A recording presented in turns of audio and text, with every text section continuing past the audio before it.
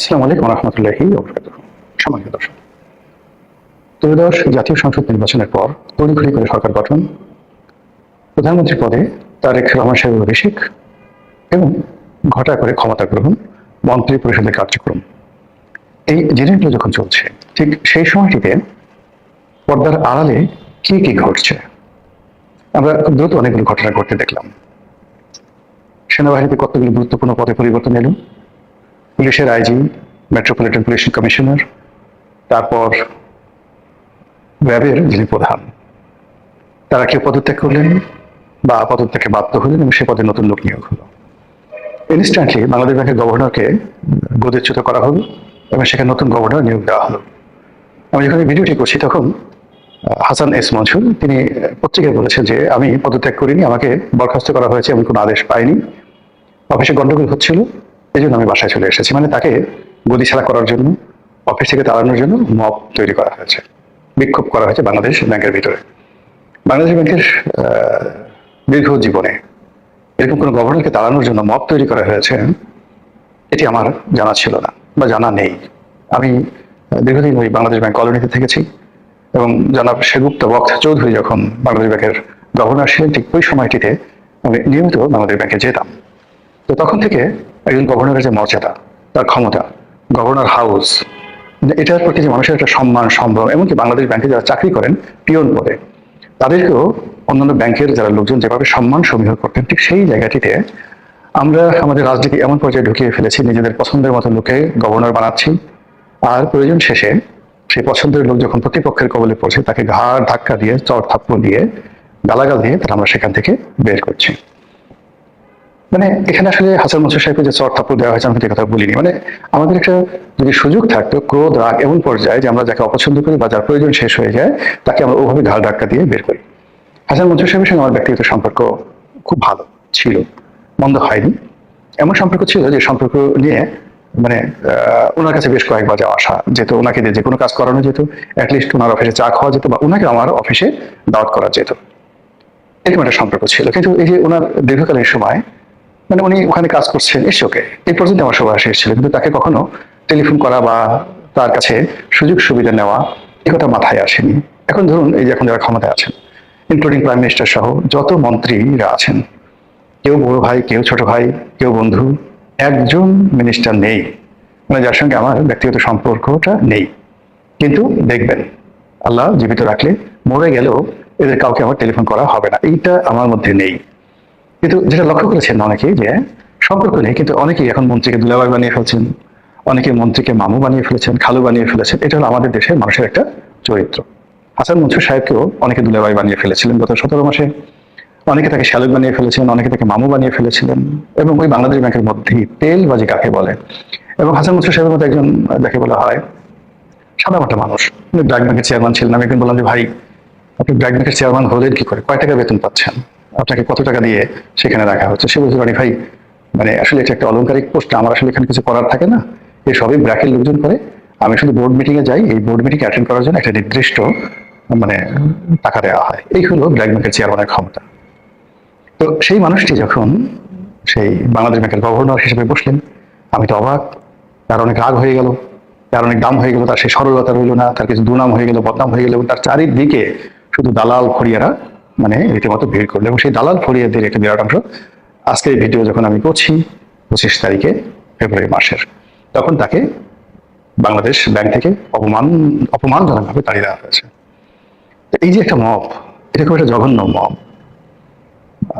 ইউনুস জামানাতে যে মব হয়েছিল, সুপ্রিম কোর্টে গিয়ে বিচারপতিদেরকে যেভাবে পদত্যাগে বাধ্য করা হয়েছিল, এই মব তার সে কোনো অংশে কম নয়। এটা কি থামবে না? তার আগে কয়েকদিন আগে, একদিন বা দুদিন আগে যেটা হলো, বরিশাল যে জজ কোর্ট বা মেট্রো মানে ওখানে তো মেট্রোপলিটন কোর্ট আছে, সেখানকার কোর্টে চিফ জুডিশিয়াল ম্যাজিস্ট্রেট থাকে। তো সেই চিফ জুডিশিয়াল ম্যাজিস্ট্রেটের অফিস থেকে একজন আওয়ামী লীগ নেতা, যিনি বরিশাল জেলা আওয়ামী লীগের সেক্রেটারি তালুকদার মোহাম্মদ ইউনুস, আমার সঙ্গে এমপি ছিলেন। অনেক সিনিয়র মানুষ, কিন্তু বয়স হবে কত 74-75 বছর বয়স হবে, দেখে বোঝা যায় না। নিপাট ভদ্রলোক। বরিশালের এমন কোন ক্রিমিনাল নেই, এমন কোন আওয়ামী লীগ বিরোধী শক্তি নাই যারা এই ভদ্রলোক সম্পর্কে একটা বাজে কথা বলতে পারে। তিনি অত জনপ্রিয় নন, কিন্তু মানে তার সরলতার জন্য, তার সততার জন্য তিনি সর্বজন শ্রদ্ধেয়। এই মানুষটি পালিয়েছিলেন। তো এই মানুষটি পালিয়েছিলেন, তার অপরাধ তিনি আওয়ামী লীগ করেন। তার দ্বিতীয় অপরাধ হলো তিনি আবুল হাসনাত আবদুল্লাহর বিশ্বস্ত লোক। এই দুটো ছাড়া আর তার কোনো অপরাধ নেই। যাই হোক, তাকে কোর্ট জামিন দিয়েছেন। আর জামিন দেওয়ার পর ওখানকার যারা আইনজীবী, সরকার দলীয় আইনজীবী, বিএনপি পন্থী আইনজীবী, তারা সেই কোর্টের মধ্যে যে তাণ্ডব করেছে, যে মব করেছে, এটা দেখার মতো নয়। যদিও সরকার খুব তড়িৎ যে সিদ্ধান্ত নিয়ে আইনজীবী সমিতির যিনি সভাপতি তাকে আটক করেছেন, তো এটা স্বস্তিদায়ক। কিন্তু যে ঘটনাটা আইনজীবীরা ঘটিয়েছেন, এটি অ্যালার্মিং, ভীষণ রকম অ্যালার্মিং। অ্যালার্মিং এই কারণে যে তাদের বুঝতে হবে যে বাতাস আগের মতো নেই। এই যে তাদের প্রধানমন্ত্রী আওয়ামী লীগের রাষ্ট্রপতির হাত ধরে ঘুরছেন, আওয়ামী লীগের রাষ্ট্রপতি বলছেন আমরা খুব আমি এই মুহূর্তে একেবারে হাঁপ ছেড়ে বেঁচেছি, অনেক ভালো আছি। বিডিআর পিলখানা হত্যাকাণ্ডে যে দিবস উদযাপন করার জন্য প্রধানমন্ত্রী এবং রাষ্ট্রপতি একসঙ্গে যাচ্ছেন, তারপর বনানী কবরস্থানে একসাথে যাচ্ছেন, এই যে দৃশ্য আপনারা দেখছেন, বাতাসের মধ্যে কিছু গন্ধ কি পাচ্ছেন? সারা বাংলাদেশে যেভাবে ইলেকশন হয়েছে, সেই ইলেকশনের মধ্যে যে কিছু একটা হয়েছে, এটা কি বিএনপির যারা কট্টরপন্থী খুব ভাব দেখাচ্ছে আমরা হয়ে গেছি, তারা কি বুঝতে পারছে যেখানে পর্দার আড়ালে কিছু একটা হয়েছে?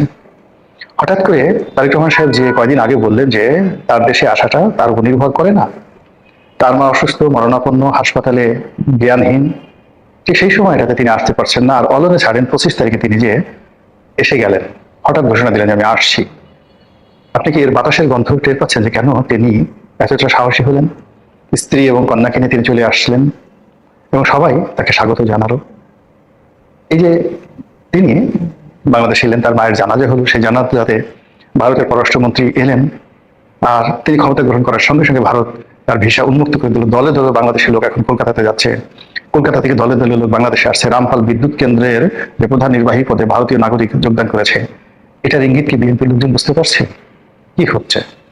যদি বুঝতে না পারে, তাহলে এই বাতাস, যে বাতাস এখন বিএনপির দিকে আছে, এই বাতাস কিন্তু জামাতের দিকে চলে যাবে, নির্ঘাত জামাতের দিকে চলে যাবে। তো কাজেই এই যে মববাজি বিএনপির জামানাতে এই দুটো ঘটনা বললাম, হয়তো আরো অনেক ঘটনা ঘটেছে যেগুলো পেপার পত্রিকা আসছে ছোট ছোট করে, কিন্তু উল্লেখ করার মতো নয়। যেমন এই যে মবটা যেখানে গভর্নরের সাথে হয়েছে, এই মব যদি পুলিশ বাহিনীতে মিস্টার সাজ্জাদের সাথে হতো, আমি সাজ্জাদ সাহেব যিনি আছেন মেট্রোপলিটন পুলিশ কমিশনার, সেই মেট্রোপলিটন পুলিশ কমিশনার পদত্যাগ করলেন, এটা আমি কোনো অবস্থাতে মেনে নিতে পারছি না। তাকে রেখে দেওয়া উচিত ছিল, তাকে মর্যাদা দেওয়া উচিত ছিল। বিএনপির এই মানুষের প্রতি কৃতজ্ঞ থাকা উচিত ছিল, কারণ এই মানুষটি যমুনার সামনে যে ইনকিলাব মঞ্চের বিক্ষোভ সমাবেশ ছিল, আগে হাদির বিচার, তারপরে নির্বাচন, এবং সেটা যদি এই একটি মানুষ যদি একটু ঢিল দিয়ে দিতেন, নির্বাচন হতো না। লিখে রাখতে পারে নির্বাচন হতো না। আমি তখনই তাকে একটা স্ট্যাটাস দিয়েছিলাম, এবং তিনি সেই ঘর থেকে এটা গেঞ্জি পরে, হাতে লাঠি নিয়ে, স্যান্ডেল পরে এসে যেভাবে সেই মব নিয়ন্ত্রণ করেছেন। যমুনা সামনে যে নাটক হচ্ছিল, এই গত 17 মাসে যমুনার সামনে অনেক নাটক হয়েছে, সেই নাটকের বিনিময়ে বহু ইতিহাসের যে পালা বদল হয়ে গেছে বাংলাদেশে। তো সেই নাটক করতে দেওয়া হয়নি। যে সাজ্জাদ সাহেব এত বড় একটা কাজ করলেন, তার পুরস্কার কি হলো? বিএনপি ক্ষমতা আসার সঙ্গে সঙ্গে তিনি পদত্যাগ করতে বাধ্য হলেন। এটা ঠিক না। এই সময়টাতে এই যে বিএনপিতে ক্ষমতা আনার পেছনে মিস্টার বাহার আইজি, তার একটা বিরাট ভূমিকা ছিল। সঙ্গে সঙ্গে 15 দিন পরেও করা যেত, কিন্তু সঙ্গে সঙ্গে তাকে এখান থেকে বাদ দিতে হবে। এই কাজগুলো ভালো হয়নি। সাজ্জাদ সাহেব বা র্যাবের যিনি কর্তা, তাকেও চলে যেতে হলো। 1 সপ্তাহ পরে যেতে পারতো, বা 1 মাস পরে যেতে পারতো। তো যা কিছু হচ্ছে এখানে এই সময়টাতে খুব দ্রুততার সাথে হচ্ছে। এত ভালো নয়। এত দ্রুত যখন কোনো কিছু করতে যায় কেউ, আমরা যেভাবে চা খেতে গিয়ে খুব তাড়াতাড়ি খেতে গিয়ে জিহ্বা পুড়িয়ে ফেলি, এভাবে অনেক কিছু দ্রুত করতে গিয়ে অনেকে জিহ্বা পুড়িয়ে ফেলতে পারেন। ফলে বিএনপি জমানাতে যে মব যে কয়টি হয়েছে, এ পর্যন্ত ক্ষান্ত হন, এরপরে যেন কোনো মব না হয়, তাহলে আবার সেই মবের রাজত্ব তৈরি হবে, এবং যারা চলে গেছেন তাদের মধ্যে ঐক্য তৈরি হয়ে যাবে। এমনকি দেখবে যে ডক্টর মোহাম্মদ ইউনূস, আমেরিকা, তারপর ভারত, শেখ হাসিনা, দিল্লি, জামাত সব একসাথে হয়ে গেছে। এখানে দেখুন এখনো পর্যন্ত আমেরিকা খলিলুর রহমান সাহেবকে নেওয়া হয়েছে, কিন্তু আমেরিকা এই সরকারের উপর ওইভাবে গ্রিন সিগন্যাল দিয়েছে। এখনো সব দেশ, চায়না এসে দাওয়াত দিচ্ছে আমাদের দেশে আসেন, জাপান বলছে আমাদের দেশে আসেন, কিন্তু আমেরিকা এখনো পর্যন্ত তার দেশে নিতে তারেক রহমান সাহেবকে দাওয়াত দেয়নি এখন পর্যন্ত। আমেরিকা ভ্রমণের দাওয়াত এখন দেয়নি। ডোনাল্ড ট্রাম্প একটা চিঠি লিখেছেন, খুবই অবমাননাকর, এবং সেখানে তিনি যে শব্দটি উচ্চারণ করেছেন ডিসাইসিভ, বাংলাদেশের সঙ্গে আমেরিকা যে চুক্তিগুলো হয়েছে ইউনূস জামানাতে, এই চুক্তিগুলো যদি বাস্তবায়ন হয় তাহলে কি হবে? দেশের যে দীর্ঘকালের ইতিহাস রয়েছে, ঐতিহ্য রয়েছে, সেই চুক্তি বাস্তবায়নের ফলে সবকিছু পরিবর্তন হয়ে যাবে। এই পরিবর্তনের শব্দটি ডিসাইসিভ দ্বারা ডক্টর মোহাম্মদ ইউনূসের মাধ্যমে আমাদের ডোনাল্ড ট্রাম্প নবনিযুক্ত প্রধানমন্ত্রীকে তিনি স্মরণ করিয়ে দিয়েছেন। এবং এই ডিসাইসিভ শব্দটি সাধারণত ব্যাটেলের সাথে, যুদ্ধের সঙ্গে ব্যবহৃত করা হয়। যেখানে যুদ্ধ সেখানে decisive, the decisive battle of Gaugamela, the decisive battle of Waterloo. এই যুদ্ধের সঙ্গে এই শব্দটি ব্যবহার করে আপনি ইতিহাস দেখেন যে ওই যুদ্ধের ফলে পুরো ইতিহাস, সাহিত্য, সংস্কৃতি, রাজ্য, পট, সিংহাসন সবকিছু উলটপালট হয়ে গেছে। সেই শব্দটি ব্যবহার করেছে আমেরিকা।